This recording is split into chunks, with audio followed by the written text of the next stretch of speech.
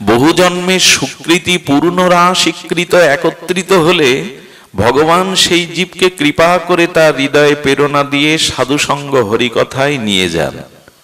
আর যদি ভগবান কোনো জীবের প্রতি বিশেষ করুণা করেন, তখন তিনি কোনো মহৎকে তার কাছে পাঠান সঙ্গের জন্য, তাকে কৃপা করবার জন্য। যেমন মহারাজজি এসেছেন, যিনি ওনার শোভাগমনা যে জন্যই, যদি কোনো মহৎ কৃপা করে তোমার দুয়ারে এসে তোমাকে কৃপা করতে আসেন, হরিকথা স্মৃতি জাগাতে আসেন, তোমার সুপ্ত লুপ্ত চেতনাকে জাগরণ করতে আসেন, তাহলে জানবেন ভগবানই বিশেষ কৃপা দ্বারা তোমার কাছে তিনি পাঠিয়েছেন।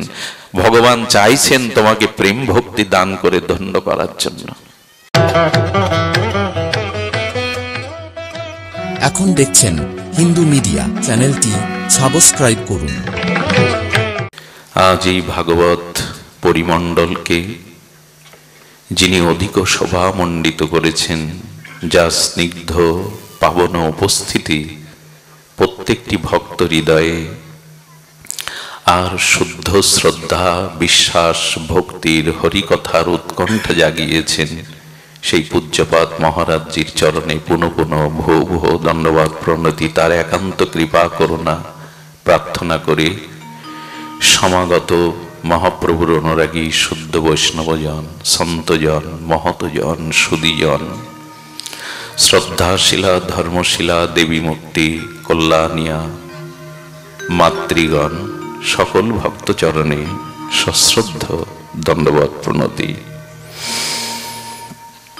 দেখুন, মহারাজ তার অপার করুণা নির্ঝরণী ঝর্ণা ধারায় বললেন, মহাপ্রভুর আদর্শকে বুকে নিয়ে, মহাপ্রভুর সর্বোত্তম মত আমাদের গ্রহণ করা জীবনের একমাত্র ঐকান্তিক শ্রেয়, প্রেম ভক্তি লাভের একমাত্র দিগদর্শন। শ্রীমান মহাপ্রভু আমার মতো অজ্ঞ অধম অবিদ্যা অস্মিতাগ্রস্ত জড়জীবের জন্য তিনি জানিয়েছেন, দুই ভাই হৃদয়ের খালি অন্ধকার, দুই ভাগবত সঙ্গে করান সাক্ষাৎকার। বাইরে কারোর সাথে দেখা হওয়ার নাম পরিচয়, আর অন্তর পরিচয়ের নাম হলো সাক্ষাৎকার। শ্রীমান মহাপ্রভু করুণা নিধি দয়াল নিতাই চাঁদ আমাদের মতো জীবের এই বিষয় অবিদ্যা জড়তা অচৈতন্যতা দূর করবার জন্য, প্রক্ষালন করবার জন্য দুই ভাগবতের সঙ্গে সাক্ষাৎকার করিয়ে দিলেন। এক ভাগবত বড় ভক্তি রস শাস্ত্র, আর ভগবত বড় ভক্তি রসপাত্র। আমাদের হৃদয়ের জন্ম জন্মান্তরীণ অবিদ্যা অজ্ঞানতা মোহ জড়তা এগুলি প্রক্ষালনের জন্য এই দুই ভাগবত সাক্ষাৎকার আমাদের জীবনে একান্ত প্রয়োজন। আমরা সেই মহা সৌভাগ্য আজ এই ভক্ত পরিমণ্ডলে প্রাপ্ত হয়েছি শ্রী গুরু মহারাজের কৃপায়। এখানে কি বলছেন দেখুন, শ্রী হরিকথা হরিনাম কীর্তন ব্যতীত মানুষের সমস্ত আয়ুই বৃথা। আহা, শ্রী হরিকথা হরিনাম অনুরাগ ব্যতীত, শ্রবণ কীর্তন ব্যতীত সমগ্র জীবনই ব্যথা এবং বৃথায় ভরা।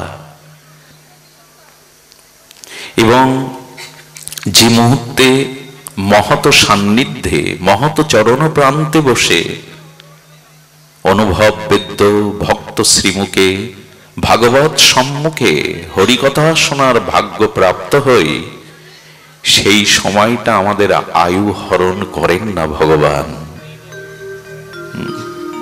আয়ু হরতি বৈ পুংসাং, আমাদের আয়ু হরণ করেন না। একটু আস্তে, একটু কথা বলতে নিষেধ করো। রস্বতে যতক্ষণানিত উত্তম শ্লোকবৎময়া উত্তম শ্লোক শ্রী ভগবানের নাম রূপ লীলা কথা অনুভববেদ্য ভজন উন্মুখ ভক্তের মুখে সাধু সান্নিধ্যে শ্রবণ যখন করা হয় তখন আমাদের আয়ু হরণ হয় না।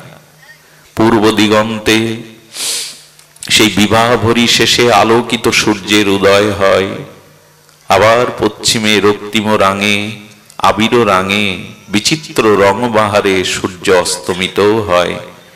এটা ভজন বিমুখ শ্রী গুরু মহৎ কৃপা বিমুখ সাধারণ সংসারী বিষয় আবদ্ধ জীবের জন্য নিত্য নৈমিত্তিক সাধারণ ঘটনা। আচ্ছা বলুন তো, আমার মতো মাদিস ভজন বিমুখ চৈতন্য বিমুখ শ্রী গুরু কৃপা মহতের কৃপা বঞ্চিত বিষয় আসক্ত জীবের সূর্য উদয় হলো অস্ত হলো, এতে কি এসে যায়? কিন্তু যারা শ্রী গুরু কৃপা ভাগবত কৃপা মহত অনুগ্রহ পেয়েছেন, তাদের কাছে সূর্য উদয়ের অস্ত বিষয়ী সাধারণ ব্যক্তির মতো নয়।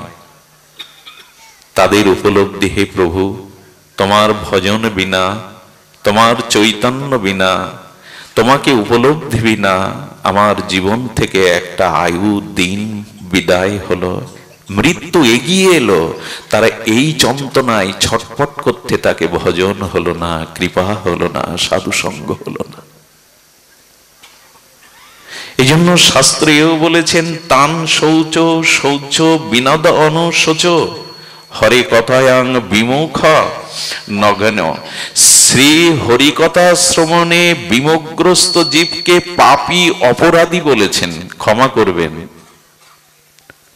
যাগ যজ্ঞ তীর্থযাত্রা পূর্ণাদি কর্ম করলেও যারা শ্রী হরি কথাতে বিমুখ, যারা হরি নামে বিমুখ, তাদেরকে নাম অপরাধ বা অপরাধী বলা হয়েছে। কারণ অন্য যত শুভ কর্ম এবং আমাদের পুণ্য কর্ম আছে, সেই কর্ম করেও যদি হরি কথাতে রুচি না হয়, অমল পুরাণ সর্ববেদান্ত সার ভাগবত অভিন্ন গোবিন্দ কলেবার বলে দিয়েছেন, শ্রম এবহি কেবলম। যদি বিশ্বাসকেন কথা সুজ ন উৎপাদায়েদ যদি রতিং শ্রম এবহি কেবলম। ওগো, শ্রী গৌর গোবিন্দের নাম রূপ লীলা ধামে যদি তোমার রুচি না হয়, সর্বোপরি হরি কথাতে যদি রুচি না হয়, শ্রম এবহি কেবলম। হরি কথাতে আমাদের রুচি একান্ত প্রয়োজন। যতদিন তা না হচ্ছে, দেখুন, হরিকথা শ্রবণ, সাধু সমাগম, সাধু সঙ্গ, মহৎ সঙ্গ, হরিকথা প্রসঙ্গ তখনই লাভ হয়। এক অশেষ বিশেষ ভগবান কোন জীবের প্রতি যখন বিশেষ করুণা বা কৃপা দৃষ্টি দেন, তখন আর অনন্ত অনন্ত জন্মের সুকৃতি পূর্ণ কর্ম একত্রিত সঞ্চিত হলে সেই পূর্ণ কর্মের দ্বারা ভাগবত শ্রবণে কৃপা হয়। আচ্ছা, ভগবত কৃপায় হরিকথা শ্রবণ, সাধু সমাগম, সাধু সঙ্গ, এটা কেমন? আর পুণ্যের দ্বারা যেটা হয়, বলেন দেখুন, বহু জন্মের সুকৃতি পূর্ণরা স্বীকৃত একত্রিত হলে ভগবান সেই জীবকে কৃপা করে তার হৃদয়ে প্রেরণা দিয়ে সাধু সঙ্গ হরিকথায় নিয়ে যান। আর যদি ভগবান কোন জীবের প্রতি বিশেষ করুণা করেন, তখন তিনি কোন মহৎকে তার কাছে পাঠান সঙ্গের জন্য, তাকে কৃপা করবার জন্য। যেমন মহারাজ জি এসেছেন, যিনি ওনার শুভাগমন আজ এজন্যই, যদি কোনো মহৎ কৃপা করে তোমার দুয়ারে এসে তোমাকে কৃপা করতে আসেন, হরি কথা স্মৃতি জাগাতে আসেন, তোমার সুপ্ত লুপ্ত চেতনাকে জাগরণ করতে আসেন, তাহলে জানবেন ভগবানই বিশেষ কৃপা দ্বারা তোমার কাছে তিনি পাঠিয়েছেন। ভগবান চাইছেন তোমাকে প্রেম ভক্তি দান করে ধন্য করার জন্য। এই জন্য সাধু দর্শন সাধারণ ঘটনা নয়। হরিকথাকেও যেন সাধারণ অন্যান্য অনুষ্ঠানের ন্যায় আমরা ভুল না করে বসি। উত্তম শ্লোক শ্রবণের সাথে সাথে জীব গোস্বামী পাদ সন্ধ্যার ব্যবস্থা উল্লেখ করেছেন, যারা হরিকথা শ্রবণ কীর্তনে রত আছে তাদের আয়ু হরণ হয় না, কথাটি কি করে মেনে নেই? নিষ্কিঞ্চন এই মহাত্মারা তো সারাটি জীবন হরিকথা জীবের দুয়ারে দুয়ারে পৌঁছে দিচ্ছেন। তো তাহলে একজন হরিকথা রসিক প্রেমিক তিনিও মারা যান, হরিকথা বিমুখ তিনিও তো মারা যান। আয়ু তো সকলের হরণ হচ্ছে, হরিকথা শ্রবণ কীর্তনকারীর আয়ু হরণ হয় না, এই কথা মানব কি করে? জীব গোস্বামীপাদ সন্দর্ভে বলেছেন, হরিকথা রসিক জনের ভক্ত জনের মৃত্যু আর আমার মতো বিষয়ী মাদিস জীবের মৃত্যু একরকম মনে হলেও এক নয়। দৃষ্টান্তে বলেছেন এই দার্শনিক আচার্য প্রবার, আমাদের এই পৃথিবী নামক ভূখণ্ডে এমন দার্শনিক আচার্য কমই এসেছে জীব গোস্বামী পাদের মতো। উনি সন্দর্ভে উল্লেখ করেছেন, বিড়ালি যখন তার বাচ্চাটিকে ধরে ঘাড় মোটকেই তো দন্ত দ্বারা ধরে। বিড়ালির বাচ্চার যদি ভাষা থাকতো, অনুভূতি প্রকাশের ভাষা থাকতো, বলতো তোমাদের যেমন স্নেহ বৎসল মা কোড়ে করে নেয়, বুকে করে নেয়, বিড়ালি বলছে, বাচ্চাটা বলছে, মাও যখন ঘাড় মোটকে আমাকে ধরে তখন মনে হয় মা আমাকে আদর করে স্নেহে কোলে নিয়ে আমার সুখের স্থানে নিয়ে যাচ্ছেন। আর যাই এই জন্য বিড়ালি দেখবেন 2-10 বার স্থান পরিবর্তন করে ওর সুখের জন্য। কিন্তু ওই একই বিড়াল যখন ঘরে ইঁদুরকে ওই একই ভাবে ধরে, দুটো ধরা কি এক গো? ইঁদুরের তো প্রাণ সংহার করে নেয়, কিন্তু বিড়ালির বাচ্চাটাকে যখন ধরে তখন সে পরম আনন্দ, মাতৃ অনুভূতির সুখ পায়, স্নেহ পায়। তেমনি যারা হরিকথা শ্রবণ করেছে তাদেরও মৃত্যু স্বাভাবিক, এই চিরন্তন সত্য, ধ্রুব সত্য মৃত্যু আসবে। কিন্তু মৃত্যুর সময় এই হরিকথা প্রেমিক রসজ্ঞ ভক্তকে ভক্তি দেবী কোল বাড়িয়ে নিতে আসবেন, তাকে তো পতনের পথে দেবেন না। এই জন্য দুজনের মৃত্যু এক নয়।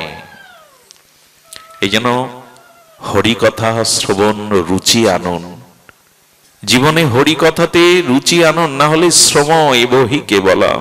হোক সে যুবতী, হোক সে সুন্দরী, যুবতী রত্ন সুন্দরী হোক, তাকে সালঙ্করা করে স্বর্ণ অলঙ্কারে ভূষিতা করা, কিন্তু রমণীর অঙ্গে যদি বস্ত্রখণ্ড না দেয়া হয়, সে সুন্দরী যুবতী সালঙ্কারা হলেও তো ধিক্কৃত। তেমনি তুমি পূর্ণ যাগ যজ্ঞ কর্মাদি দান ধ্যান ব্রত করো, অথচ ভগবান নামে শ্রীহরির গুণগাথাতে যদি রুচি না হয়, ওই বস্ত্রহীন যুবতী রত্ন তার মতো ধিক্কৃত হবে, বৃথা যাবে। এই জন্য কৃপা করে শ্রীহরি কথাতে আমাদের রুচি আনতে হবে। শুধু ভক্তগণ, নির্দেহবাদ্যং সুলভং সুদুর্লভং পলবং সুকল্পং শ্রীগুরু কর্ণ ধারণম। আমাদের প্রথমেই শ্রীগুরু চরণাশ্রয় করতে হবে। দেখুন, এই হরিকথাতে রুচি, হরিনাম, ব্রজনিষ্ঠা, ধামনিষ্ঠা, নামনিষ্ঠা, তুলসী নিষ্ঠাা, প্রসাদে নিষ্ঠাা, চরণামৃতে নিষ্ঠাা, বৈষ্ণবের চরণ ধলিতে নিষ্ঠা, এগুলি শ্রীগুরু করুণা ছাড়া, শ্রীগুরু চরণাশ্রয় ছাড়া তো হবে না।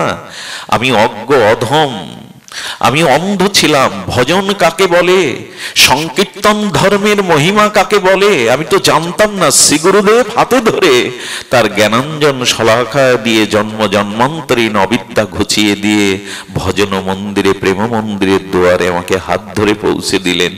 গুরু পাদ পদ্ম আশ্রয়ে আমাদের ভজনের প্রারম্ভ, শুভারম্ভ, গুরু কৃপা।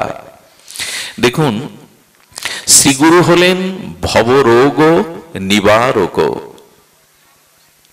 শ্রীগুরুদেব হলেন ভবসাগর তারণের একমাত্র কারণ। আচ্ছা, লক্ষ্য করুন, ভবরোগ কাকে বলে? যা গুরুদেব নিবারণ করেন। ভব বলতে তো সংসার জগৎ, আর রোগ বলতে পুনঃ পুনঃ জন্ম মৃত্যু চক্রে বারবার আসা, এটাই তো রোগ। প্রকৃত জীবের রোগ কোনটি? পুনঃ পুনঃ মাতৃ জঠরে পুনঃ পুনঃ জন্ম মৃত্যু চক্রে আবর্তন হওয়া। মাতৃগর্ভে না এলে তো মৃত্যু আমাকে স্পর্শ করতে পারত না, কর্মফলের প্রারব্ধ আমাকে স্পর্শ করতে পারত না, জগতের এই দুঃখ জরা ব্যাধি দুঃসহ যন্ত্রণা আমাকে উপলব্ধি করতে হতো না। দুঃখের মূল কারণ পুনরায় মাতৃজঠরে আসা। এই জন্য শ্রী গুরু মহারাজ, শ্রী গুরু চরণ আশ্রয় আমাদের কেন দরকার না? ভব রোগ ও বিনাশক গুরুদেব। এই পুনঃ পুনঃ জন্ম মৃত্যু জগতে আসা এই ভবরোগী শ্রী গুরু পাদ পদ্ম আশ্রয় একমাত্র দূর হয়। এই রোগ একমাত্র নিরাময় হয় শ্রী গুরুদেবের চরণ আশ্রয়ে। আর শ্রী গুরুদেবের করুণা দেখুন, ভাগবত উল্লেখ করেছেন, ভগবান কপিল দেবাহতী মাকে বর্ণনা প্রসঙ্গে বলেছেন, মহাপ্রভু জগৎমাতা সচী মাকে বলেছেন গর্ভের যন্ত্রণার কথা।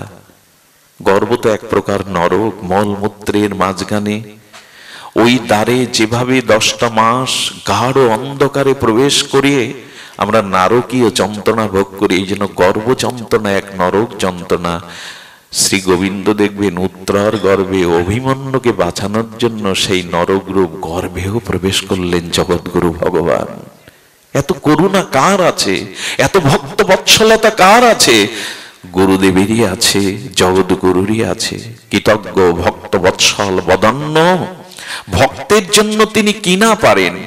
সেই ভগবানে যদি অনুরাগ না জন্মায়, সেই ভগবানের নাম রূপ লীলা কথাতে যদি আমাদের রুচি না হয়, তবে জীবন বৃথা এবং ব্যর্থ। তাই বললেন তৎসতে যতক্ষণ নিত উত্তম শ্লোকবর্তয়া শৃণ্বন্ত সকতা কৃষ্ণ পূর্ণ শ্রবণ কীর্তন হৃদয়স্থ অভদ্রাণি বিধুনতি সরিদ শতাম। গুরু মহারাজ জি অপার করুণা করে ভাগবতের মহিমা বলেছেন, শুনুন। দেখুন, ভাগবত তো আমরা শ্রবণ করছি, কিন্তু মহাপ্রভুর মত বা অভিমতের সিদ্ধান্তের বাইরে ভাগবত শুনলে আমাদের কল্যাণ হয় না। ভাগবত শ্রবণের, ভাগবত সিদ্ধান্ত কিরূপ এটি জানতে হবে। দেখুন কি অবাক বিষয়, ভগবান শঙ্কর সতীকে নিয়ে চলেছেন চিত্রকূটে। কি অদ্ভুত দৃষ্টান্ত এসেছে রামচরিত মানসে গোস্বামী তুলসীদাস কৃত। ভগবান শঙ্কর শিব ঠাকুর সতীকে নিয়ে, অর্ধনারীশ্বর সতীকে নিয়ে চলেছেন চিত্রকূটে। ঋষি ভরদ্রাজের আশ্রমে চলেছেন, অগস্ত্যর আশ্রমে, ঋষি অগস্ত্যর আশ্রমে। রাঘবেন্দ্র রাজীব লোচন ভগবানের দিব্য নাম রূপ লীলা শ্রবণ করে, যখন শ্রবণ করতে ভগবান শঙ্কর সতীকে নিয়ে উপস্থিত হয়েছেন, সঙ্গে সঙ্গে অগস্ত্য ঋষি এসে ভগবান শঙ্করকে সাষ্টাঙ্গে প্রণাম করছেন। এই দেখো মা, শ্রবণে কেন আমাদের ভক্তি প্রেম, আমাদের স্বভাব সংস্কার কেন হচ্ছে না? সতী হঠাৎ বলে বসলেন, বক্তাকে শ্রোতা প্রণাম করে, কিন্তু এ তো দেখছি বক্তাই শ্রোতাকে প্রণাম করতে এসছে। ইনি উপযুক্ত সামাত্য বক্তা তো? এই হরিকথাতে সতীকে নিয়ে ভগবান শঙ্কর এলেন, কিন্তু সতী প্রথমেই ভুল করে বসলেন, ভাগবতের প্রতি তার প্রগাঢ় শ্রদ্ধা এলো না। আর উনি মনে করেছেন বক্তাকেই তো শ্রোতারা প্রণাম করে, অভিনন্দন জানায়, স্তুতি আরতি করে। এ তো দেখছি বক্তা উঠে এসে শঙ্করকে প্রণাম করছেন। ইনি উপযুক্ত বক্তা তো? যদি কারো কখনো মনে হয় ইনার মুখে হরি কথা শুনে কি হবে, ইনি উপযুক্ত তো, ওই শ্রদ্ধা নষ্ট হওয়াতে সতীর আর হরি কথাতে রুচি হলো না। দেখুন, হরি কথাতে রুচি না হলে তার পরিণাম কি হয়। গোস্বামী তুলসীদাস কি অপূর্ব দৃষ্টান্ত জীবের সামনে আমাদের এই জগতে উপস্থিত করেছেন। হরিকথা শুনলেন কিন্তু মনোযোগ এল না। একটি কথা বলি, যদি অপরাধ না নেন, বহু জন্মের সঞ্চিত অপরাধ সঞ্চয় থাকলে এহেন কৃষ্ণ নামে প্রেম না হয় অঙ্কুর, জানিও দেহে আছে অপরাধ প্রচুর। ভগবানের দিব্য লীলা কথাতে যার চোখ সজল হয় না, যার চিত্ত বিগলিত হয় না, যার অলসতা অরুচি আসে, জানতে হবে অনেক জন্মের অপরাধ হৃদয়ে বাসা বেঁধেছে। এই জন্য একটু সাবধানে শুনিবে মহন্ত বচন, সাধুমুখে হরি কথা, ভাগবত কথা খুব সতর্ক হয়ে শুনতে হয়। তার পরিণাম সতীর মন বসল না প্রভুর কথায়। হরিকথা বিশ্রামান্তে ভগবান শঙ্করের সাথে আসতে আসতে তখনই রঘুপতি রাজ বলোচন মর্যাদা পুরুষোত্তম ভগবান তিনি লীলা করছেন। সীতা হরণের পরে প্রভু সীতা বিরহে কাতর হয়ে হরিণীর কাছে, বৃক্ষের কাছে, নদীর কাছে ব্যাকুল হয়ে প্রশ্ন করছেন, সীতা কোন পথে বলতে পারো? ভগবান শঙ্কর বলছেন, দেখো সতী, ভগবানের দিব্য নাম রূপ লীলা ভক্ত মুখে, আচার্য মুখে শ্রবণের ফল দেখো। যার লীলা কথা শ্রবণ করে এলাম সেই স্বয়ং ভগবানকে এখন আমরা সামনে দেখতে পাচ্ছি। হরিকথার ফল হলো প্রেম ভক্তির দ্বারা ভগবানের চরণে পৌঁছানো। ভগবান শঙ্কর দূর হতে শ্রদ্ধান্বিত হয়ে সাষ্টাঙ্গে প্রণাম করছেন। বাবা একটু আস্তে মা, প্রণাম করছেন। দেখুন, হরিকথা যদি শ্রদ্ধান্বিত হয়ে আর উৎকণ্ঠা ব্যাকুল পিপাসাক্ত জাতক সম হয়ে শ্রবণ করা যায়, হরিকথায় হরির দর্শন বা চরণ পর্যন্ত পৌঁছে দেয়, তার প্রমাণ। ভগবান শঙ্কর চিন্তা করলেন, প্রভু নরলীলাতে আছে, মত্ত লীলাতে আছে, এই মুহূর্তে তার সম্মুখে গেলে তার লীলায় ব্যাঘাত ঘটবে। দূর থেকে সাষ্টাঙ্গে বারবার স্তুতি প্রণতি আর সাষ্টাঙ্গ দণ্ডবত করলেন। সতী হঠাৎ মনে হলো, কাকে প্রণাম করছেন? জগৎ তো প্রণাম করে ভগবান শঙ্করকে, ওনাকে প্রণাম করছে বলে সতী সংশয় এনো না, প্রভুকে প্রণাম করো। কিন্তু ওই যে হরি কথাতে রুচি হয়নি, ভাগবতে রুচি হয়নি, সে কারণে ভগবানেও তার পূর্ণ বিশ্বাস জন্মায়নি। আচ্ছা, শঙ্কর তো সতীর গুরু, পতিত পরম গুরু, সেই গুরু বাক্যে যার শ্রদ্ধা না আসে তার পরিণতি দেখুন। শ্রী গুরু বাক্যে, শঙ্কর বাক্যে, ভগবান শিবের বাক্যে বিশ্বাস এলো না। প্রণাম করতে কাকে বলছেন শঙ্কর? যিনি স্ত্রী হারিয়ে বনবাসে বিরহ কাতরে স্ত্রী খুঁজে বেড়ান, তিনি ভগবান হতে পারেন? সতী কি সাধারণ? আদ্যা শক্তি দেবী ভগবতী, উনি কি সাধারণ? কিন্তু উনি জগৎকে, গোস্বামীপাদ বলছেন, আচ্ছা ইনি এই লীলা কেন করছেন? সতী কেন প্রভুকে চিনতে পারছেন না, প্রণাম করছেন না? শঙ্কর বাক্যেও তার অবিশ্বাস হচ্ছে কেন জানেন? এখানে একটা ভুল ভেঙে দেওয়া দরকার। দেখবেন, শিশু সন্তানকে এক পা দুপা করে হাঁটি হাঁটি পা পা করে যে মা তাকে হাঁটতে শেখায় না, সেই মায়ের একটা কৌশল দেখবেন, সন্তানকে ছেড়ে দিয়ে অপেক্ষা করে, আই খোকা আই। আপনারা লক্ষ্য করবেন, সন্তান যখন আসতে থাকে মা কি করতে থাকে? উল্টো হাঁটতে থাকে কিনা, পিছাতে থাকে কিনা? খোকাকে হাঁটি হাঁটি পা পা করে তাকে হাঁটা যখন শেখানো হয়, পদচক্রমণে সন্তান যখন হাঁটতে শেখে, মা দেখবেন পিছনে হাঁটে, আই খোকা আই, হাঁটে কিনা? মা পেছনে হাঁটছেন কেন জানেন? ওকে সঠিকভাবে হাঁটা শেখানোর জন্য। তো জগন্মাতা পার্বতী, জগন্মাতা আদ্যা শক্তি ভগবতীর ভুল হয়, গুরু বাক্যে সংশয় হয়, কপটতা আসে হৃদয়ে। উনি উল্টো হেঁটে আমাদের হাঁটা শেখাচ্ছেন ভাগবত পথে। এভাবেই চলতে হয়, এভাবে চলতে হয়। তো স্ত্রী হারিয়ে যে বনে বনে কাঁদে, সে ভগবান পূর্ণ ব্রহ্ম, আমার বিশ্বাস হয় না। ভগবান শঙ্কর এক বটবৃক্ষের তলে বসে বললেন, অবিশ্বাসে মরতে হয়, তুমি মরো, আমি প্রভুর নাম নিয়ে। বটবৃক্ষ মানে দৃঢ় বিশ্বাস, নিশ্চৈতিকা বুদ্ধি। ওখানে বসে প্রভুর নাম করতে লাগলেন। সতী কি করলেন জানো মা? দেখো ভাগবত কিভাবে শ্রবণ করতে হয়, ভাগবতের মহামহিমা কি করে উপলব্ধি হয়। উনি সীতার রূপ ধরেছিলেন। দেখি তো, পূর্ণ ব্রহ্ম ভগবান রামচন্দ্র দূর থেকে প্রণাম করে বললেন, মা সন্তানকে পরীক্ষা নিতে হয়। ঠকে গেলেন। ঠকে যাওয়ার পরে যখন ফিরে এলেন শঙ্করের কাছে বিষণ্ণ বদনে, শঙ্কর বলছেন, তোমার পরীক্ষা করা হয়েছে? বলুন, না প্রভু আমি পরীক্ষা তো করিনি। মিথ্যার আশ্রয় নিলেন। শ্রী গুরু চরণে যদি, বৈষ্ণব চরণে যদি আপনার ভিতরে কপটতা আসে, আপনার ভিতরে মিথ্যা প্রবঞ্চনা আসে, আপনি কোনোদিনই কৃপা থেকে বঞ্চিত হবেন, কৃপা রাজ্য হতে আপনি পুরোপুরি বঞ্চিত হবেন। দেখুন, ভগবান রাজ্যে সব থেকে বড় ভগবত কৃপার পাত্র হলো নিষ্কপটতা, সরলতা। যদি ছলনা আসে, প্রবঞ্চনা আসে, ভ্রম আসে, এ পথে কিছুই পাওয়া যাবে না। আচ্ছা, একটা অমৃতের বোতল বা শিশিতে একটা অমৃত আছে, পাশে খার প্রদান নোনা জলে ভরা আছে, শিশির মুখটা চিপে দিয়ে আটা। আচ্ছা, যদি অমৃতের শিশি থেকে আপনি আপনার এই খার প্রদান নোনা জলে ভরা শিশিতে অমৃত নিতে চান, কি করতে হবে? প্রথমত খার প্রধান শিশিটাকে খালি করতে হবে, তো খালি করেই তো অমৃত নিতে হবে। তেমন আমাদের হৃদয়ে যে অবিশ্বাস আছে, অশ্রদ্ধা আছে, এগুলি আগে হৃদয়ের পাত্র থেকে খালি করতে হবে, না হলে ওখানে কৃপা আসবে না। আচ্ছা, খালি করবেন কি করে? বোতলটা উপর করলেন অথচ পড়ছে না জল, তার কারণ কি? সিপেটা আটা আছে, এই সিপেটা হলো কপটতা। ভেতরে বাইরে দুই রকম এই যে কপটতা থাকলে সে ভগবত কৃপা পায় না। সিপিটা তো খুলতে হবে, পাত্র খালি করুন, তাহলে অমৃত পাত্র থেকে তাতে কিছু পাওয়া যাবে। উনি ছলনা করলেন না, আমি তো পরীক্ষা করিনি, লজ্জা পাবেন বলে।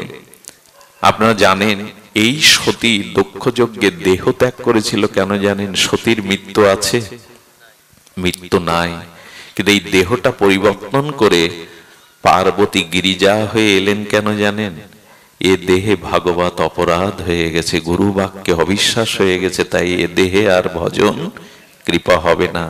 আরে দক্ষ যজ্ঞ তো সামনে রাখা, কিন্তু মূল কারণ হলো যখনই মহৎ চরণে অবিশ্বাস আসবে, হরিকথাতে রুচি না আসবে, যখনই ছল কপটতা ভগবানের নাম রূপ লীলাতে আপনার সুদৃঢ় নিশ্চৈতিকা বুদ্ধি বা বিশ্বাস না আসবে, তখন এই শরীরে আর ভজন হবে না। এজন্য বাবা উনি বলেছেন, অনুভবী মহারাজজি ওনার ভাগবত অনুভূতি লব্ধ সেই উপলব্ধি স্বরূপে মহাবাণীতে বলেছেন, বিশ্বাস চাই, শ্রদ্ধা চাই। সেই কথাটি বলবার জন্য এই কথার অবতারণা। শ্রদ্ধা চাই, বিশ্বাস চাই, তাছাড়া তো হবে না। কিন্তু তার আগে চাই এই অনিত্য অসুখ সংসারের প্রতি আমাদের একটু বিরক্তি জন্মানো। দেখুন, আমরা স্ত্রী পুত্র সংসার বিত্ত বৈভব মান সম্মান পদমর্যাদা নিয়ে আছি, কিন্তু সংসারে থাকার বিদ্যাটি শ্রী গুরু করুণা হলে, ভাগবতের করুণা হলে আমরা উপলব্ধি করতে পারবো সংসারে আসক্তি শূন্য জীবন যাপনই হলো ভক্তি প্রেম লাভ মুক্তির একমাত্র উপায়। সংসারকে আমরা ঠিক বুঝতে পারিনি, আমি তো পারিনি মা দিশজন। সংসারের স্বরূপটা কেমন জানেন? সংসারে চিরকাল কেউ আপনার প্রিয় থাকবে না, এটাই সংসারের একটা দোষের অন্যতম। একটা দৃষ্টান্তে বলেছেন আমাদের এক মহারাজ, আচ্ছা আপনি খুব তাপদহ গরমে যদি মানে সেই 48 বা 45 ডিগ্রি তাপের সময় কোনো ঘরে গিয়ে এসি ছেড়ে দেন, এয়ার কুলার ছেড়ে দেন, ওর থেকে সুখ পাবেন কিনা? বাবা আর একটু বাড়িয়ে দাও, বেশ সুখ হচ্ছে, শরীরে বেশ আরাম হচ্ছে। তো তখন ওই এয়ার কুলার বা তখন আপনার ঠান্ডা মেশিনটা আপনার প্রীতির কারণ হবে, বন্ধু সুলভ আচরণ করবে। আচ্ছা, এখন যদি এয়ার কুলার ছেড়ে দেওয়া যায়, একই ঘর একই ব্যক্তি একই মেশিন, সুখ পাবেন, আনন্দ পাবেন? বলে আরে বাবা জ্বালাতন করছো কেন, ওগুলো বন্ধ করে দাও, কষ্ট দিচ্ছ কেন? সংসারের স্বরূপটা আজ যাকে প্রিয় রাখছে সময়ের ব্যবধানে, সেই আপনার অপ্রিয় হয়ে উঠবে। এই সংসার বস্তু ব্যক্তি ঘটনা পরিস্থিতি কখনো আপনার চিরদিন প্রিয় থাকবে?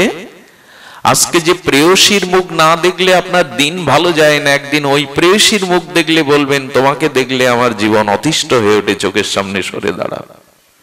সংসার কারো চিরদিন প্রিয় হতে পারে না, সংসারের কোন বস্তু ব্যক্তি ঘটনা চিরদিনের প্রিয়তা থাকে না। প্রিয় তো আত্মাতে, প্রিয় তো প্রেমে ভক্তিতে। সংসারকে এই জন্য খুব গাঢ় আসক্তি প্রীতিতে জড়াতে যাবেন না। কারণ আজ যে বস্তু ব্যক্তি ঘটনা আপনার কাছে অনুকূল, দুদিন বাদে সেটাই প্রতিকূল হয়ে উঠবে, সেটাই শত্রু হয়ে উঠবে। সব থেকে বড় দৃষ্টান্ত তো ভাগবতে। ভোজরাজ কংস দেবকীর প্রতি, তার বোনের প্রতি এত স্নেহ যে বিবাহোত্তর কালে তাকে অর্থাৎ বসুদেব দেবকীকে নিজে রথের সারথি হয়ে পৌঁছে দিতে যাচ্ছেন। বলুন তো কত মমতা! বারবার ভগিনীর মুখপানে চাইছে, বারবার তার চোখ সজল হয়ে উঠছে, তোকে হাতে করে আজকে পৌঁছে দেবে শ্বশুরালয়ে। কতটা প্রীতি থাকলে একজন রাজা তার ভগ্নিপতি এবং ভগ্নিকে স্নেহ তাই তিনি রথের সারথি হয়ে পৌঁছে দিচ্ছেন। কিন্তু সংসার কেমন ছিল সুখদেব বলে চলেছেন তার অমৃত তত্ত্ব নির্ঝরণী সিদ্ধান্ত মঞ্জুষায় বলেন, এই দেখো যেই আকাশবাণী হলো অষ্টম গর্ভের সন্তানের মৃত্যুর কারণ হবে, সঙ্গে সঙ্গে খোলা তলোয়ার বের করে চুলমুটি ধরেছে। এই হলো সংসারের প্রীতি। আত্মনস্তু কামায়া সর্বং প্রিয়ং ভবতি। যার কাছ থেকে তুমি স্নেহ পাও, প্রীতি পাও, সুখ পাও, তাকে তোমার প্রিয় মনে হয়।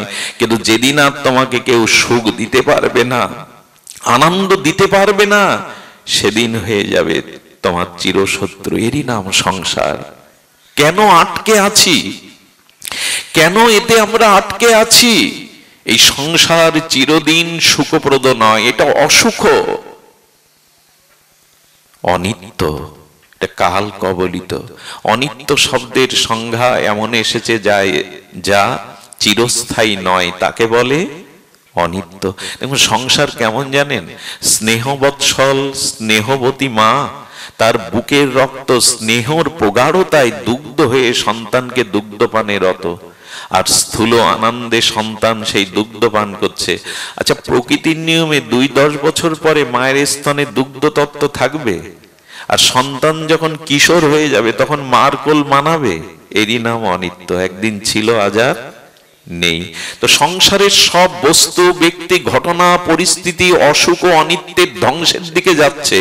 তাই আছে আছে সংসার করতে হয়, টাকা রোজগার করতে হয়, কিন্তু আসক্তিটা ভগবানের প্রতি দাও।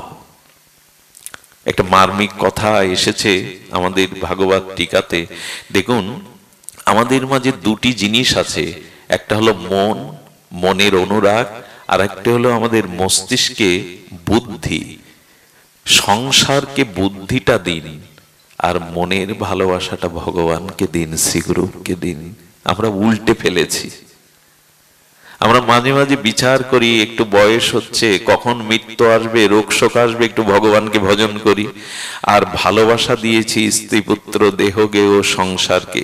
এই জন্য অনুরোধ করব, শাস্ত্রী বলেছেন যে না, ভালোবাসাটা ভগবানকে দাও। গোবিন্দ বারবার চেয়েছেন, মন আমায় দাও, মনটা আমাকে দাও, নাহলে বড় ভুল হয়ে যাবে। ভুল তো আমাদের হয়েই গেছে, ভুল তো আমাদের হয়েছে, আরো কত ভুলের সম্মুখে আমরা জানি না।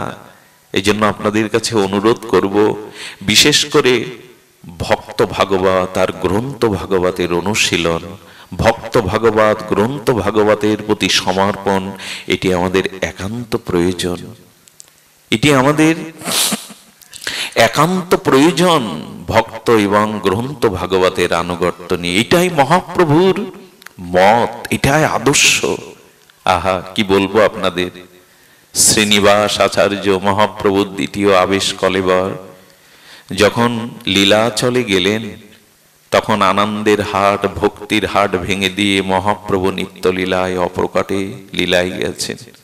মহাপ্রভুর পরিকরগণ এক এক করে সবাই বিদায় নিচ্ছে, আর পণ্ডিত গোস্বামী, গদাধর পণ্ডিত গোস্বামী সেই টোটা গোপীনাথে মহাপ্রভুর শোকে বিরহে পাথর মূর্তি হয়ে বসে আছেন, বাইরের দিকে দৃষ্টি নেই।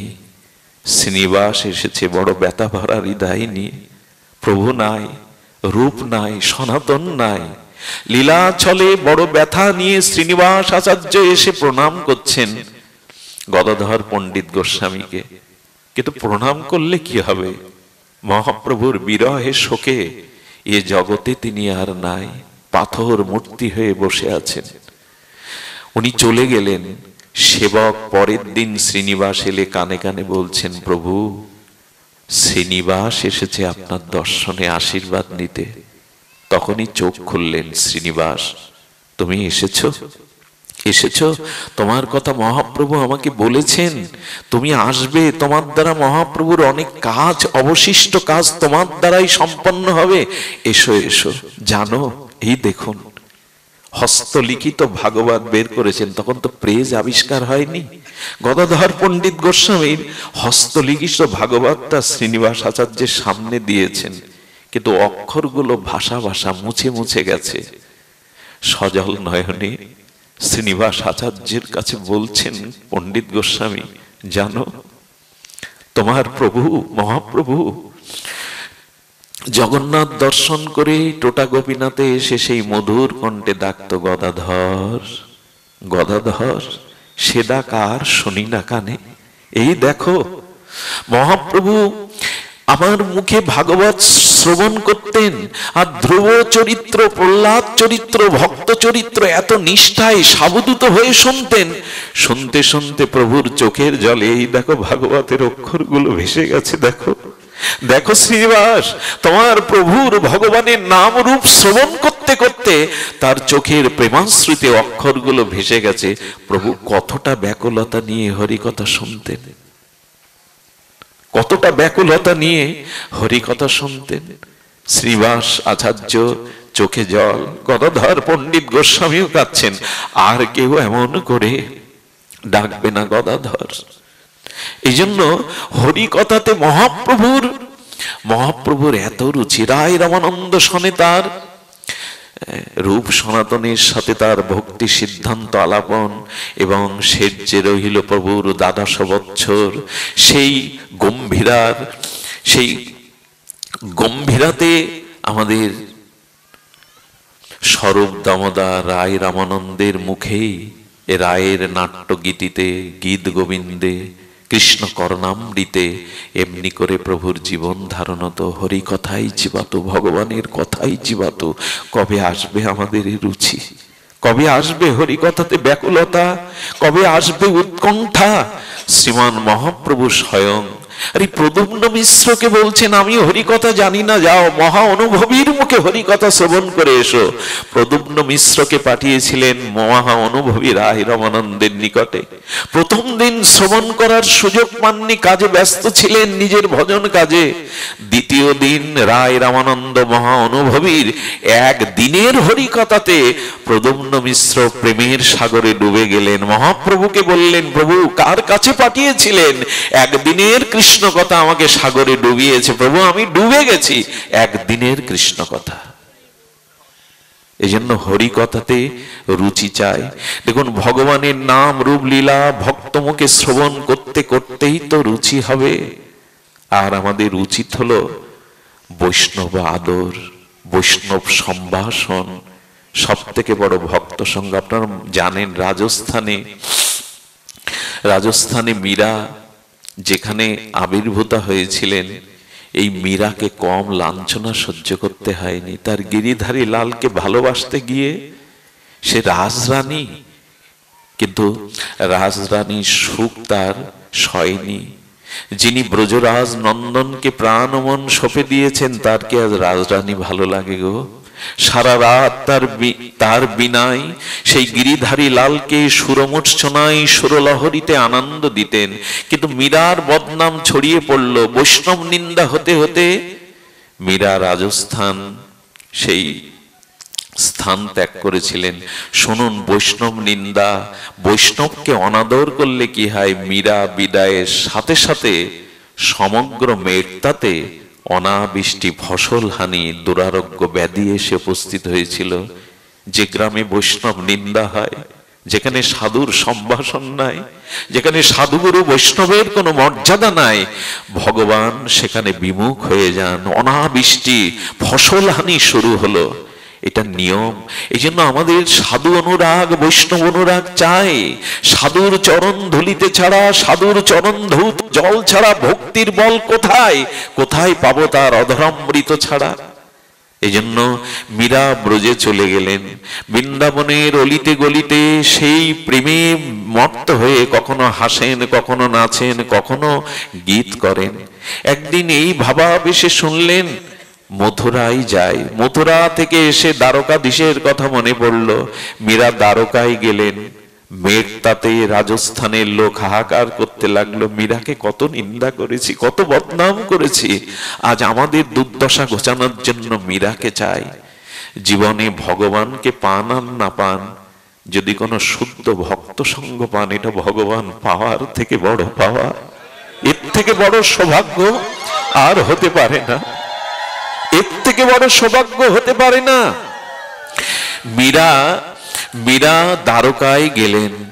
দ্বারকাধীশের সামনে তিনি সুর সঙ্গীত সুধায় দ্বারকাধীশকে আনন্দ দিতেন, আর প্রাণের আকুতি নিয়ে বলতেন, এবার গ্রহণ করো, কেন দূরে রেখেছো আমায়, কেন আর তোমার স্বরূপধামে নিত্য লীলা থেকে আমাকে দূরে রেখেছো। এই ব্যাকুলতা আটটি দিন দিন বৃদ্ধি পেতে লাগলো। মেঘতা রাজস্থানের অনেক জন চলে গেল মীরাকে ফিরিয়ে আনার জন্য। সদী ভক্তগণ, দ্বারকার মন্দিরে সেই মীরাকে অনুসন্ধান করতে করতে, তখন তো এত যোগাযোগ উন্নতি ছিল না, মোবাইলও ছিল না, যন্ত্র ছিল না, নেট ছিল না, তারা খুঁজতে খুঁজতে দ্বারকায় গেল। মীরাকে ডেকে প্রণাম করে বলছেন, মীরা, আপনি চলে আসার পরে মেঘতার অভিশাপ নেমেছে, আর সেখানে সবাই রোগ শোক যন্ত্রণায় জ্বলছে। মীরা, একবার কৃপা করে তুমি তোমার পদধূলি মেঘতাতে দাও, না হলে সেখানে সবাই বড় কষ্ট পাচ্ছে। উনি ওনার চোখের জল দেখে বললেন, আমি দ্বারকাধীশের অনুমতি নিয়ে আসি। অনুমতি নিলে কে আর পাঠাবেন? সেই মন্দিরে প্রবেশ করলেন। দ্বারকাধীশের সামনে হাত বাড়িয়ে বললেন, আর কতকাল এই মরজগতে রাখবে? নাও প্রিয়, নাও, আমার জীবন যৌবন সর্বস্ব তো তোমাকে অর্পণ করেছি। শুনলে অবাক হবেন, পূজারী দেখছেন মীরা কেন ঠাকুরের ঘর থেকে বেরোচ্ছে না। পূজারী গিয়ে কি দেখলেন জানেন? দ্বারকাধীশের মুখের মধ্যে মীরা প্রবেশ করেছে, তার শাড়ির আঁচলটা মুখে বেঁধে আছে। এই হলো ভক্তের পরিণতি। ভক্ত সঙ্গ ভগবানও চান। মীরাকে আর এই জগতে রাখলেন না। বিরোহিনী মীরাকে, এই প্রেমিকের প্রিয়াকে নেওয়ার জন্য ভগবান আত্মসাৎ করে নিলেন। ভক্ত কত প্রিয় জানেন? হরিদাস ঠাকুরের সিদ্ধ বকুলে যখন মহাপ্রভু যেতেন, হরিদাসকে বারবার আলিঙ্গন করবার জন্য প্রভু বড় ব্যাকুল হতেন, আর স্বভাবত দন্য হরিদাস পরপর পিছিয়ে যেত। মহাপ্রভু যতবার বক্ষে ধারণের জন্য আলিঙ্গন জন্য এগিয়ে যেত, হরিদাস ঠাকুর স্বভাবত দন্য পিছিয়ে বলছেন, এ পামরকে ছুঁয়ো না প্রভু, এ অধমকে পামরকে ছুঁয়ো না, এ পাপীকে পিছিয়ে যেতেন। মহাপ্রভু বারবার বলতেন, প্রভু কহে তোমায় স্পর্শী পবিত্র হইতে, তোমার পবিত্র গুণ নাহি তো আমাদের হরিদাস, কেন পিছিয়ে যাও? আমি তোমাকে স্পর্শ করছি, আমি পবিত্র হব বলে। আহা, আমাদের প্রেমনিধি রাধা কৃষ্ণ মিলিত তনু পরতত্ত্ব প্রেমাবতার চৈতন্য মহাপ্রভু কি বলছেন তার মহাবাণীতে? প্রভু কহে তোমার স্পর্শে পবিত্র হইতে হরিদাস, আমি তোমাকে স্পর্শ করছি, আমি পবিত্র হব বলে।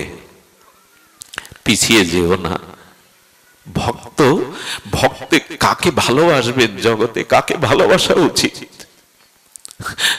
সমর্পিত গৌর চরণে নিজেকে সঁপে দিয়েছিলেন। মহাপ্রভু যখন সন্ন্যাসের পরে শান্তিপুর অদ্বৈত ভবন হতে চিরদিনের জন্য বিদায় নেবেন লীলাচলে, তখন হরিদাস সবার পেছনে এসে দাঁড়িয়ে পেছনে দাঁড়াতেন, সামনে দাঁড়াতেন না। দৈন্য না হলে তো ভজন রক্ষা হয় না। তিনি দৈন্যের মূর্তিমন্ত বিগ্রহ। পেছনে দাঁড়িয়ে কি বললেন জানেন? শব্দটা আমার বড় হৃদয়ে লাগে। হরিদাস মৃদু মৃদু দৈন্য স্বভাবত মাথা নত করে বললেন, লীলা চলে চলিলে তুমি মোর কোন গতি? প্রভু, তুমি লীলা চলে চলছ, আমার কি গতি বলতে পারো? জল ছাড়া তো মাছের অস্তিত্ব বাঁচে না, মাছ তো বাঁচে না জল ছাড়া। আমার এটা আবেগ নয়। ভগবান ভক্তকে কিরূপ ভালোবাসেন, আর ভক্ত ভগবানকে সর্বস্ব কিভাবে দেন। লীলা চলে চলিলে মোর কোন গতি। হরিদাসের গতি নাই, তিনি লীলাচল চিনেন না, কিন্তু কতটা সমর্পিত। হরিদাস বলছেন, লীলা চলে যাইতে মোর নাহিক শকতি। প্রভু, লীলা চলে যাওয়ার আমার শক্তি কোথায়? কি করে এই পাপিষ্ট জীবন আমি ধারণ করব তোমা বিহানে? হে গৌর সুন্দর, হে গৌর হরি, তুমি ছাড়া যে মোর কেহ নাই। এই পাপিষ্ট অধম জীবন আমি কি করে ধারণ করব? দেখুন, যেমন ভক্তের দন্য তেমন আমার গৌর হরির দন্য। দেখেন, তোমা লাগি জগন্নাথে করিব নিবেদন। একবারও বলছেন না আমি তোমায় নিয়ে যাব, আমি তোমায় আশ্রয় দেব, বলে তোমার জন্য আমি জগন্নাথকে নিবেদন করব। যেমন ভক্তের দন্য তেমন গৌর হরির দন্য। এই ভগবানকে উপেক্ষা করা যায়? ভালো না বেশে পারা যায়? তোমা লাগি জগন্নাথে করিব নিবেদন। হরিদাস ঠাকুরকে সিদ্ধ বকুলে মহাপ্রভু রেখেছিলেন, মহাপ্রভু রেখেছিলেন। আর হরিদাস কালিং। আচ্ছা, আমার এখানে একটা কূট প্রশ্ন জাগে। আমার তো সুবুদ্ধি নাই, সরল বুদ্ধি নাই, নিষ্কপট বুদ্ধি নাই।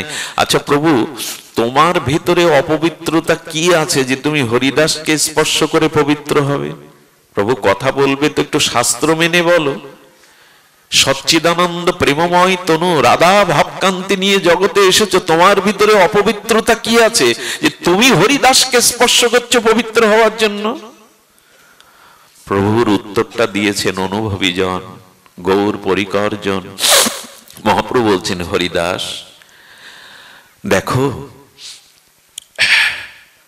ছোটবেলা থেকে তুমি পরম বিরক্তি, সংসারের কোন সুখের আস্বাদন তুমি কখনো নাওনি, কখনো নাওনি।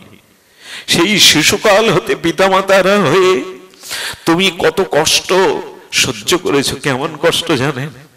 22 বাজারে তখন যাকে বেত্রাঘাত করা হয়, রক্তাক্ত শরীরে মাটি লাল হচ্ছে, তবু হরিদাস হাসি মুখে প্রভুর নাম নিচ্ছেন, হরে কৃষ্ণ কৃষ্ণ কৃষ্ণ হরে হরে, হরে রাম রাম রাম হরে। হাসি মুখে নাম নিচ্ছেন। আচ্ছা, আমরা ঘরে বসে চেয়ারের উপরে বসে 16 মালা করতে আমাদের কত কষ্ট, মনে মনে চাবুকের বাড়ি আমার পিঠে পড়ছে। আর হরিদাস চাবুকের সামনে, শাসকের সামনে রক্তাক্ত শরীরে প্রেমানন্দে নাম নিচ্ছেন। হরিদাস জানালো, যার কাছে নাম আছে তার দুঃখ কি গো? পরমানন্দে নাম নাও। নাম নিতে নিতে আপনাদের জানা, তবু পুনশ্চরণ করছি। নাম নিতে নিতে হরিদাসকে যখন বলল, তার সেই সেনারা, শাসকের সেনারা, ওগো তুমি না মরলে তো আমাদের মরতে হবে।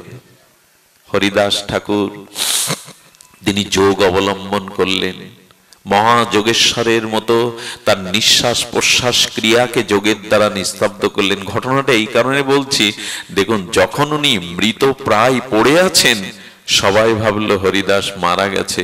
এই কথাটা আমার খুব লাগে, কেন জানি না, হৃদয়টা ডুবরে ওঠে। হরিদাসের শরীরটাকে নিয়ে সেদিন কি আলোচনা হচ্ছে জানেন বাজারে? স্বয়ং ব্রহ্মা প্রহ্লাদের আবেদেশ, নামাচার্য কেন প্রভু তাকে স্পর্শ করতে চাচ্ছেন? ওই মুহূর্তে পড়ে আছে। মুসলিম ভাইরা বলছেন ওকে কবরে দেওয়া যাবে না, তাহলে ও ভেস পেয়ে যাবে, ও কবরে দেওয়া যাবে না। হিন্দুগণ কি বলছে জানেন? ওকে কে পোড়াবে? ওর তো কেউ নেই, মুখে আগুন কে দেবে? আহারে, ব্রহ্মার অবতার হরিদাস ঠাকুরের নিথর দেহটা পড়ে আছে, তাকে সৎকার করবার জন্য কেউ দায়িত্ব নিতে চাচ্ছে না। কতটা কষ্ট সহ্য করতে হয়, কিভাবে আচরণ করে শিখিয়েছেন। কেউ কেউ বলল ওকে ফেলে দাও নদীতে, কুরে কুরে মাছ কীট পতঙ্গ দেহটা কুরে কুরে খাক।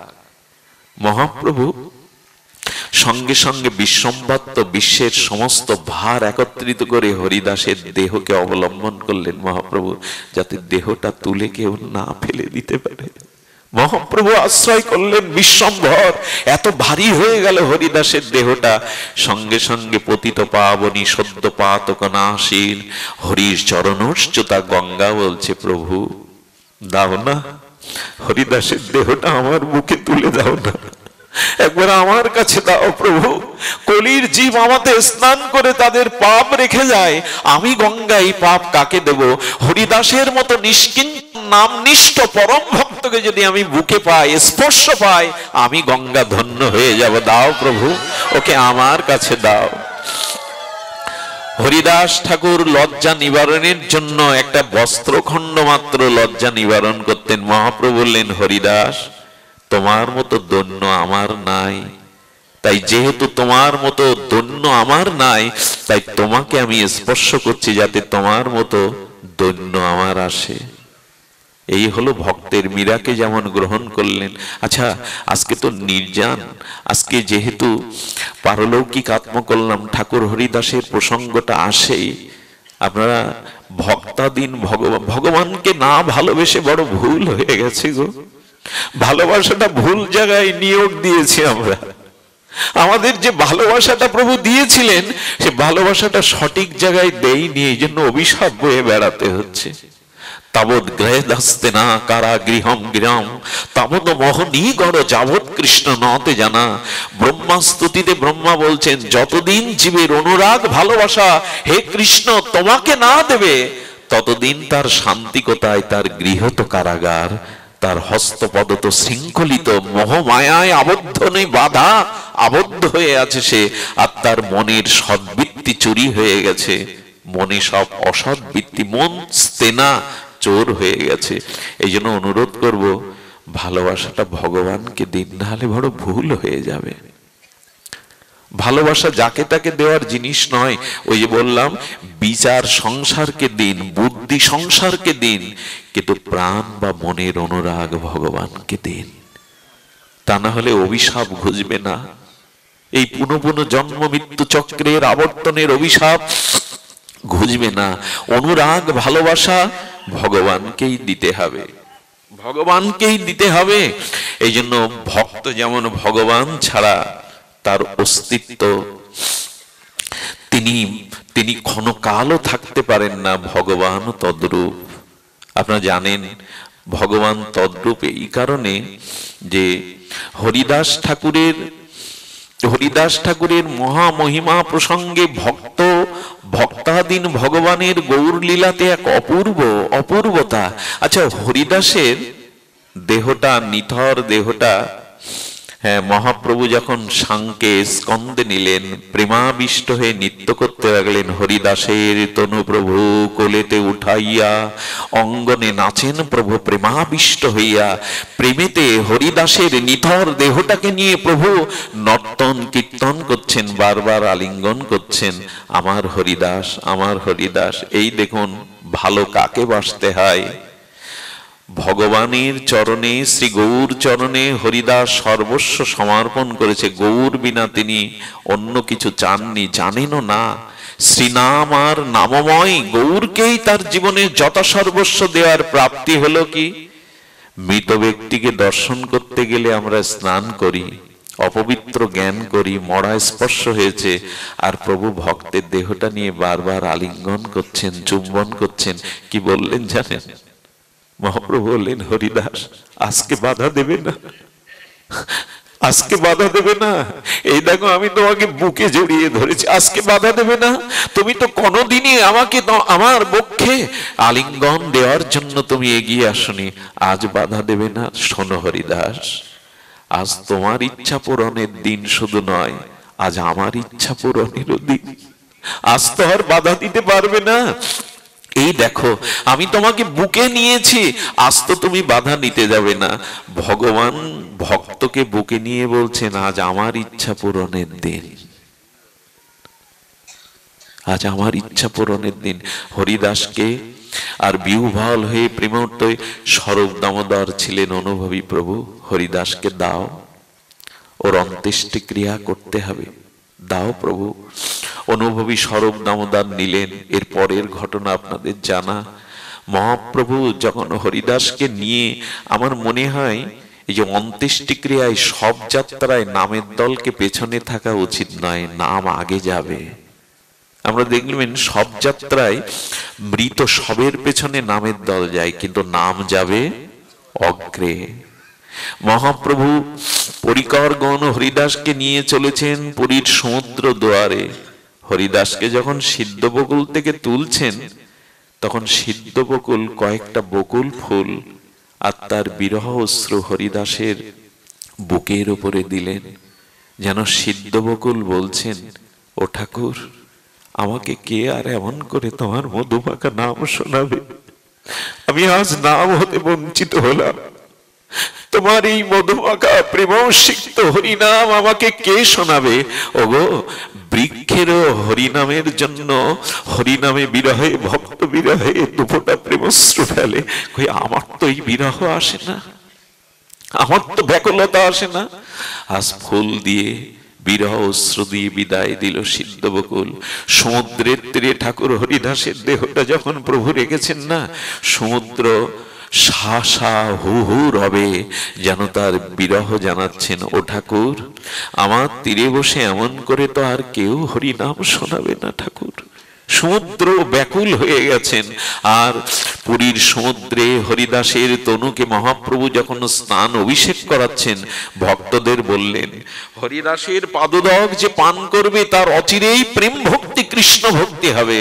হরিদাসের পাদদক পান করলেন আর সমুদ্রকে বললেন, সমুদ্র, তুমি তীর্থে ছিল, আজ হতে তুমি মহাতীর্থে রূপান্তরিত হলে। হরিদাসের চরণ স্পর্শ জলে তুমি মহাতীর্থ হলে।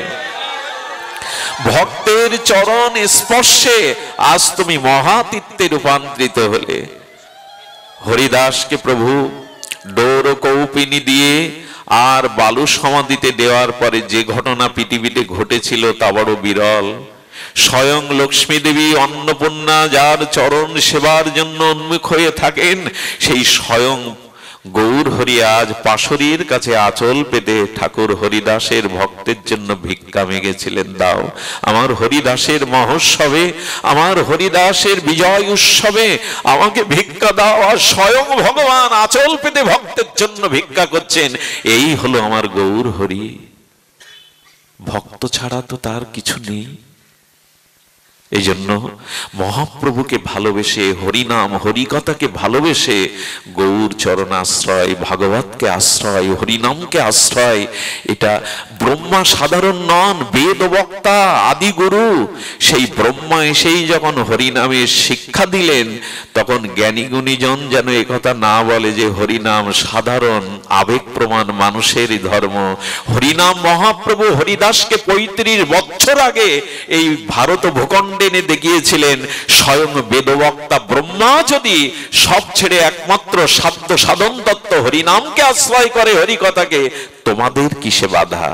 হরিনাম সাধারণ সাধন নয়, ভাগবত শ্রবণ সাধারণ সাধন নয়, সর্বসাধ্য সাধনার শিরোমণি হলো হরিনাম হরিকথাতে রুচি আনা। এটা এই বর্তমান মহাপ্রভুর কলিযুগে সমগ্র সাধনার সারাত্ম শিরোমণি হরিনাম এবং হরিকথা। সেটা ব্রহ্মার অবতার হরিদাসকে দিয়ে দেখিয়েছেন সুধীজন। এই জন্য মহাপ্রভু ভিক্ষা করলেন। আজকে যারা এই অনুষ্ঠান করছেন, প্রয়াতা কল্পনা রানী কৃষ্ণদাসীর সাহা উপাধি, জাগতিক উপাধি আমরা দেব না। ওনার উদ্দেশ্যে তার উত্তর পুরুষগণ এই যে অনুষ্ঠানের আয়োজন করেছেন, ধন্য তাদের সুবুদ্ধি, ধন্য তাদের মেধা। তারা এমনি করে এমন মহান আচার্য, আপনাদের মতো স্নিগ্ধ ভগবানের একান্ত অনুরাগী ভক্তদের চরণ ধুলিতে এই আঙিনা ধন্য করেছেন। শুধু এই নয়, কোন পূর্বপুরুষের উদ্দেশ্যে যদি কোনো সাধু সমাগম হয়, হরিকথা হরিনাম কীর্তন হয়, সেই পুরুষগণ অপর থেকে পূর্ণ আশীর্বাদ করতে থাকেন উত্তর পুরুষের, তাদের পরম দিব্য ধাম প্রাপ্তি হয়। কারণ কি জানেন? যেখানে হরিকথা হয়, অনেক বিদেহী পরম ঋষি মুনির আত্মাগণের উপস্থিতি হয় এখানে। তাদের স্নিগ্ধ সান্নিধ্যেই বাতাবরণ বড় নির্মল হয়, শুদ্ধ হয়। এই জন্য আসুন আমরা ভাগবতকে গ্রহণ করি, হরিনামকে গ্রহণ করি, হরিকথাতেই আমাদের জীবনের একমাত্র জীবাতু করে তুলি। এছাড়া তো আমাদের দ্বিতীয় পথ নাই। ওনার মতো মহাত্মাকে বসিয়ে রেখে হরিকথা বলা বড় দুঃসাহস। আমি আমার কথাই হারিয়ে ফেলছি, কারণ সূর্যের সামনে মাটির প্রদীপ নিয়ে কিভাবে আরতি করব বলুন। ওনার সুললিত প্রজ্ঞা পাণ্ডিত্য ভজন অনুভূতি দিয়ে উনি যেভাবে ওনার পাঠ আমি শুনি, আমি জানি না যে কার মুখ দেখে আমার দিন শুরু হয়েছিল। আমি অত্যন্ত অসুস্থ, আসবার অবসাদ ছিল না, কিন্তু মনে হচ্ছে মহাপ্রভু ভাগবত মহতের আপনাদের দর্শনে এখন আমার থেকে সুস্থ বোধ করি কেউ নেই। এটাই হলো রোগ সহ মোহ দূর হয় যদি ভক্ত সান্নিধ্য পাওয়া যায়। প্রভাতে উঠে ভগবানের কাছে এই প্রার্থনাই করতে হয়, প্রভু প্রভু তোমাকে পায় আর না পায়, যেন তোমার সাধু দর্শন পাই। এই কথাই তো দেবাহতী মাকে ভগবান কপিল দেব বলেছিলেন। আমরা ভাগবত বিশ্রাম করব এই বিখ্যাত শ্লোক দিয়ে। শতাং প্রসঙ্গ নাম বিটিজেস মম সংবিদ ভবন্তি হৃৎকর্ণ রসায়ন কথা তজ্জ সনাত দর্শ অপবর্গবৎ মানি শ্রদ্ধা রতি ভক্তি ক্রমমিষ্যতি। হে মাতো, পারলে হরি সাধু সঙ্গ এবং সাধুকে ভগবানের প্রসঙ্গ শ্রবণ কীর্তনই হলো ক্রমান্তরে শ্রদ্ধা রতি প্রেম ভক্তিতে পৌঁছানোর। এছাড়া তো আমাদের পথ খোলা নেই। এই দুই ভাগবত সঙ্গে আমাদের সাক্ষাৎকারী একমাত্র উপায়। শুধু ভক্তগণ, আপনাদের বহু দূর দূরান্ত থেকে যেভাবে এসেছেন, হরিকথা বলবার মতো ন্যূনতম যোগ্যতা ভজন অনুভূতি নাই, তবু শিল গুরু মহারাজের অপর করুণার দানে, এই মহারাজের অপর অহেতুকী কৃপা, তার করুণা ধারায় আজ যেটুকু হরিকথার আমাদের সৌভাগ্য হলো, সেই হরিকথা যেন শ্রদ্ধারূপ পাত্রে বিশ্বাসের দৃঢ়তায় আমরা ধারণ করতে পারি। শুধু ভক্তগণ, বায়ু গন্ধ বিনা, গন্ধ কুসুম বিনা, কুসুম ভ্রমর বিনা, ভ্রমর রাগ বিনা, রাগ ভাব বিনা, ভাব প্রেম বিনা, প্রেম হরি বিনা, আর মনুষ্য জন্ম বিফল হরি নাম হরি কথা বিনা। যদি হরি কথা হরি নাম না থাকে তবে আমাদের জন্ম বিফল। আপনারা জয়যুক্ত হন। শ্রীমান মহাপ্রভুর আদর্শে আমাদের জীবনে অনুরাগ, আমাদের ভক্তির ধারা প্রবাহ গঙ্গা আমাদের স্রোতস্বিনী নদীর মতো হৃদয়ে বহমান থাকুক। আর মহারাজের দীর্ঘায়ু শতায়ু কামনা করি। এমনি করে আপনাদেরও কৃষ্ণ ভক্তি প্রার্থনা করে, আপনাদের পরম মঙ্গল বাসনা হৃদয়ে রেখে আজকের অনুষ্ঠানের পুত্র গৌরাঙ্গ সাহা, বাসুদেব সাহা, পুত্র বধূগণ বা দাদু ভাইগণ জগন্নাথ সাহা, দেবাশিস সাহা, পূজা সাহা, প্রিয়ন্তী সাহা, আরো কত কত যারা আছেন, তাদের প্রতি আশীর্বাদ রাখবেন। তারা এমনি করে আপনাদের চরণ ধুলিতে যেন অনুভূতি পায়, যেন তারা ভগবানের ভজনের পথে এগিয়ে যাওয়ার হৃদয়ে প্রেরণা পায়। আজ এইটুকুই, সবার মঙ্গল কামনা করে হরিকথার এখানেই বিশ্রাম। কিন্তু একটা অনুরোধ, আমার অনেক দিনের লালসা, আমি মহারাজজির মুখে একটু হরিনাম আস্বাদন করব। আপনারা আসুন, আমরা সকলে মিলে একটু দিব্য হরিনাম আস্বাদনে ভর্তি হয়। জয় রাধে, জয় নিতাই গৌর।